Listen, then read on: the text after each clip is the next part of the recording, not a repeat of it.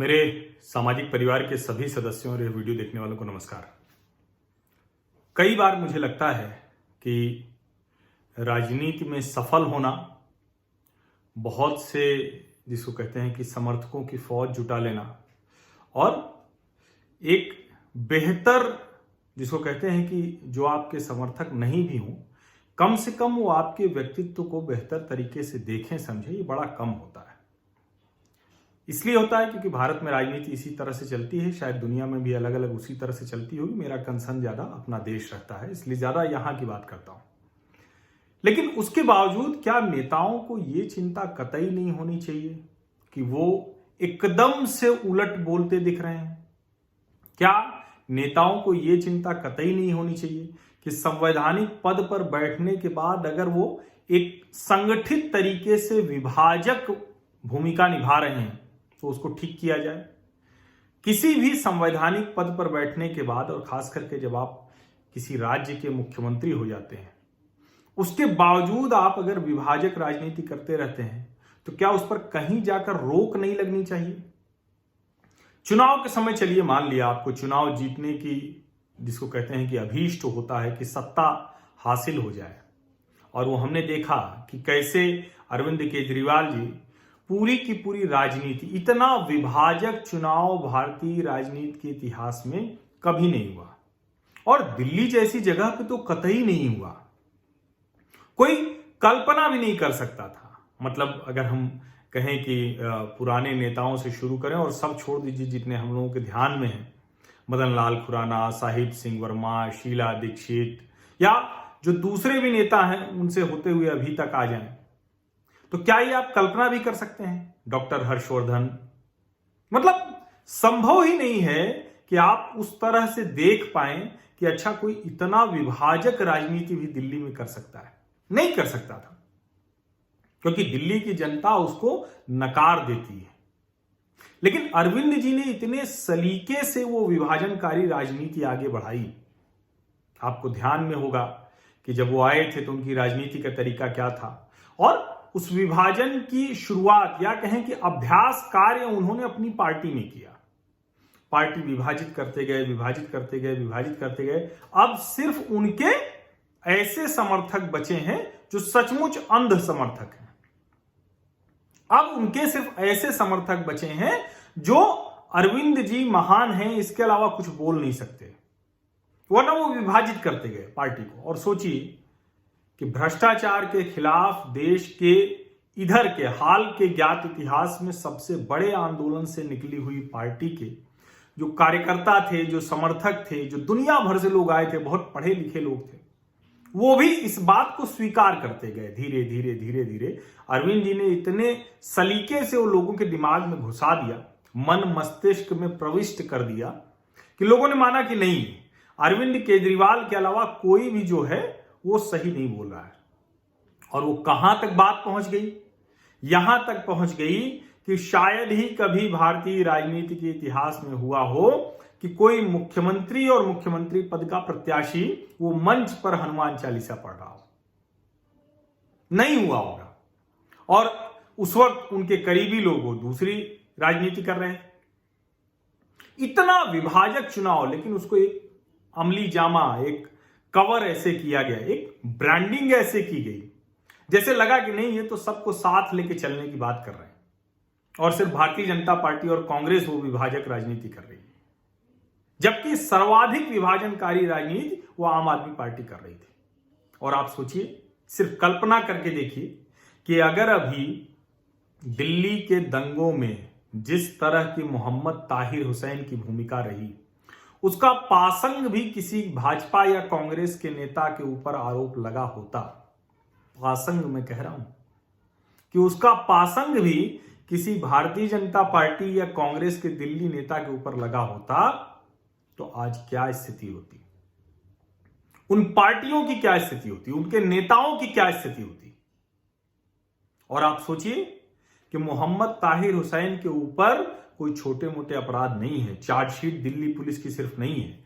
जो मीडिया के लोग वहां गए, जिन्होंने वो दृश्य देखा, जो सामान्य जो इसकी जिन्होंने जांच रिपोर्ट तैयार की है अलग हटके, पुलिस से, सरकार से अलग हटके, खतरनाक है, भयावह है।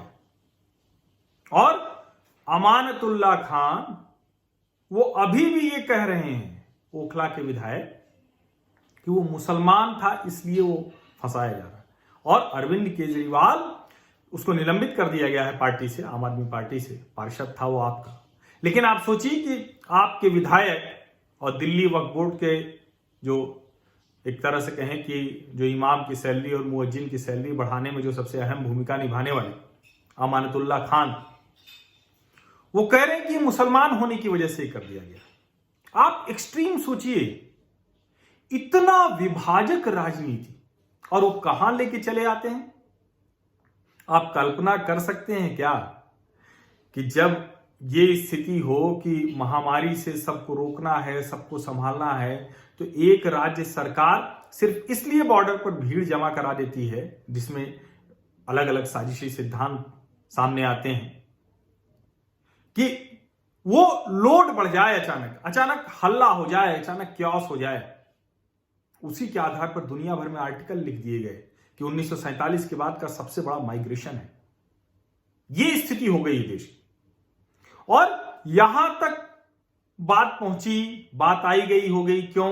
क्योंकि फिर सूरत में भी प्रवासी मजदूर सड़क पर निकल आए, मुंबई में भी निकल आए, केरल में भी निकल आए, तमिलनाडु में भी निकल आए, बेंगलुरु में भी निकल आए। तो कहा गया कि आनंद विहार एक स्वतः स्फूर्त प्रक्रिया थी। वो विभाजन लोगों ने स्वीकार कर लिया, पच गया वो फिर से। यानी मुअज्जिन और इमाम की सैलरी बढ़ाने से लेकर दिल्ली दंगों में आम आदमी पार्टी के पार्षद रहे ताहिर हुसैन की भूमिका को लेकर, जो शाहीन बाग में अलग अलग समय पर, मनीष सिसोदिया ने तो कह ही दिया था हम शाहीन बाग के साथ हैं, उसके अलावा जो अलग अलग समय पर उनके नेताओं की भूमिका थी, अमानतुल्लाह खान का कोशिश करना कि इतने दिन तक चलना चाहिए, उसके बाद उसको हटाने का प्रयास करना, और इस सब के बाद जो चुनाव के समय मंच पर हनुमान चालीसा पढ़ना और बताना कि हम तो, मतलब इतनी विभाजक राजनीति, धर्म का इस्तेमाल, जाने किस किस चीज का इस्तेमाल, संघीय ढांचे को चोट पहुंचाना। जो नेशनल कैपिटल रीजन है, राष्ट्रीय राजधानी क्षेत्र, कहने को भले दिल्ली की सरकार अलग है, हरियाणा की अलग है, उत्तर प्रदेश की अलग है, राजस्थान की अलग है, लेकिन जब एनसीआर की बात आती है तो हर आदमी कहता है कहां रहते हो भाई? मैं एनसीआर में रहता हूं। और सोचिए कि उस अवधारणा को भी ध्वस्त कर दिया श्रीमान जी ने। और ये सब तब हो जा रहा है जब माइक खुला रह गया था एक टीवी की इंटरव्यू में, और वो क्रांतिकारी, बहुत ही क्रांतिकारी, तो आपको याद होगा, सबको दुनिया के सामने चेहरा सामने आ गया। लेकिन उसके बावजूद सोचिए कि अगर ये स्थिति हो गई तो उस आदमी को कितना सलीके से, मैनेजमेंट कितना बड़ा होगा, वो ब्रांडिंग कितनी बड़ी होगी। और मुझे इसमें कोई दिक्कत नहीं है, अरविंद जी प्रचंड बहुमत के मुख्यमंत्री, लेकिन ये सब करके मुख्यमंत्री बने, और मुख्यमंत्री बनने के बाद आनंद विहार पर वो किया, चलो उसको हटा दिया। मैंने कहा ना, सब पच जाता है, लेकिन जनता को याद रखना चाहिए, इसलिए मैंने बिंदुवार बताया। अभी जब देश महामारी से जूझ रहा है, और जब ये हुआ कि अब सभी सीमाएं खुलेंगी, सब लोग करेंगे, तो पहले कहा कि दिल्ली की सीमाएं हम सील करेंगे, फिर कहा कि दिल्ली के अस्पताल सील करेंगे, फिर कहा कि दिल्ली में भी जो दिल्ली सरकार के अस्पताल है वो तो हम किसी और को नहीं इलाज करने देंगे। विधानसभा में अरविंद जी ने कहा था कि मेरी कैबिनेट के और मेरे पार्टी के लगभग सभी विधायक बिना कागज के हैं, और आज हर अस्पताल में वो कागज चेक करेंगे। यानी मैं नोएडा में रहता हूं, किसी भी वजह से अगर मुझे दिल्ली जाना पड़ जाए, हालांकि ईश्वर न करे कभी जाना पड़े, इसके लिए, क्योंकि मैं दिल्ली तो मैं रोज ही जाता हूं, और मैं मानता हूं कि दिल्ली उतनी ही मेरी है जितनी दूसरे की। आप सोचिए कि दिल्ली के वो सारे लोग नहीं प्रतिक्रिया कर रहे हैं जिन्होंने वोट दिया था। इस विभाजन के लिए आपने वोट दिया था, इस विभाजन के लिए आपने इतना प्रचंड बहुमत दिया था कि दिल्ली में ही दिल्ली को बांट दिया। दिल्ली में काम करने वाले लोग जो एनसीआर के थे और एनसीआर में काम करने वाले लोग जो दिल्ली में थे, उनको आमने सामने खड़ा कर दिया। सुबह शाम दोनों तरफ जाम लगता है दिल्ली की सीमाओं पर। एक तरफ नहीं लगता कि सिर्फ दिल्ली से कहीं लोग जा रहे हैं या एनसीआर के दूसरे शहरों से, नोएडा, गाजियाबाद, गुड़गांव, फरीदाबाद, सोनीपत, रोहतक, वहां से लोग आ रहे हैं। ऐसा नहीं होता है। दोनों तरफ दोनों समय जाम होता है। यानी एनसीआर की ये जो परिकल्पना है ये व्यवहारिक तौर पर लागू है। लेकिन बताइए कि राष्ट्रीय राजधानी क्षेत्र के दूसरे प्रदेशों में रहने वाले लोग जो दिल्ली में काम करते हैं और दिल्ली में रहने वाले जो दूसरे प्रदेशों के राष्ट्रीय राजधानी क्षेत्र के शहरों में काम करते हैं, उनके बीच इतना बड़ा विभाजन करा दिया, इतना बड़ा विभाजन। आपको याद होगा कि जब दिल्ली में दंगे हुए थे, उत्तर पूर्वी दिल्ली में, तो वहां खबरें आई थी कि जो उत्तर प्रदेश की पुलिस थी उसने ढेर सारे ऐसे लोगों को, और वो हिंदू मुसलमान नहीं देखा, उनको मदद की, उनको राहत पहुंचाई। उत्तर प्रदेश पुलिस ने मदद की, राहत पहुंचाई। और आप सोचिए कि उनमें से कितने लोग होंगे जिनके पास दिल्ली का प्रमाण पत्र होगा, कैसे वो इलाज करा पाएंगे। और इलाज करा पाएंगे नहीं करा पाएंगे, वो तो जो स्थिति आप देख ही रहे हैं कि ढेर सारे रोज ट्विटर पर आ रहे हैं कि हम घंटों खड़े रहे, 3 घंटे, 6 घंटे, 12 घंटे, 24 घंटे के बाद जान चली जा रही लोगों के अस्पताल के दरवाजे पर। वो सब दिल्ली के लोग हैं, वो कोई बाहर से नहीं आए। लेकिन अपनी नाकामी, अपनी अक्षमता छिपाने के लिए इतना बड़ा विभाजन कर दिया। और मैं बार बार कह रहा हूं, मैं नोएडा रहता हूं, मेरा दफ्तर अभी तक, हाल फिलहाल तक, मार्च तक, लॉकडाउन के पहले तक मेरा दिल्ली के संसद मार्ग पर दफ्तर हुआ करता, तो रोज आना जाना था। मैं पत्रकार हूं, प्रेस क्लब आना जाना हो, कहां कहां नहीं आना जाना होता। और मुझे यह सोचना पड़ेगा कि अगर कल को मैं दिल्ली किसी काम से हूं और मुझे कहीं जाना पड़े, तो पहले मुझे सोचना पड़ेगा कि नहीं, कितनी जल्दी मैं नोएडा जाऊं। क्यों? क्योंकि मेरी रिहाइश नोएडा की है। राष्ट्रीय राजधानी क्षेत्र की जो परिकल्पना थी वो खत्म कर दी। और ये कितना घातक, कितना खतरनाक है, और कितना, मतलब सचमुच वो मुझे वही लगता है कि क्रांतिकारी, बहुत ही क्रांतिकारी वही है। आप सोचिए, महाराष्ट्र में, मुंबई में मराठी हैं, वहां के लोग हैं, हर जगह एक क्षेत्रीय भावना रहती है, क्षेत्रीय लोग रहते हैं, उसमें तो आप क्षेत्रीय भावना करके राजनीति कर सकते हैं। दिल्ली में ये कर लेना, जहां हर दिल्ली का जो किनारे का गांव है वो किसी जाट, गुर्जर, मतलब अलग अलग लोग हैं, जो इधर गांव है उधर गांव, और दिल्ली का तो कोई था ही नहीं, दिल्ली में तो कोई है ही नहीं। अरविंद जी आते हैं हिसार से, रहते हैं कौशाम्बी उत्तर प्रदेश में, राजस्थान, उत्तर प्रदेश, दिल्ली के मुख्यमंत्री हैं। ऐसे ही मनीष सिसोदिया, ऐसे ही संजय सिंह, ऐसे ही पूरी की पूरी पार्टी। राघव चड्ढा को छोड़ दीजिए, वो साउथ दिल्ली में है।